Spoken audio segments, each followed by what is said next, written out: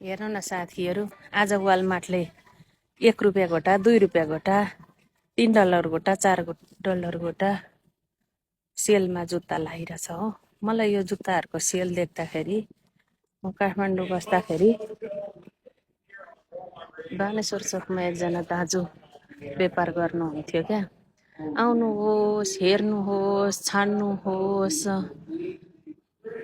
हेरेको पैसा लाग्दैन, छानेको पैसा लाग्दैन, आउनुहोस्, हेर्नुहोस्, छान्नुहोस् भनेर त्यो दाजुले निकै वर्ष व्यापार गर्नुभयो। हामी यता आएको पनि 10औं वर्ष भइसकेछ।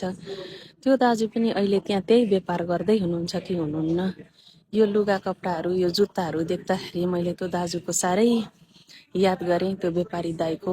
कोही साथीहरू तपाईहरूले त्यो दाजुको कला आउनुहोस्, हेर्नुहोस्, छान्नुहोस्, हेरेको पैसा लाग्दैन।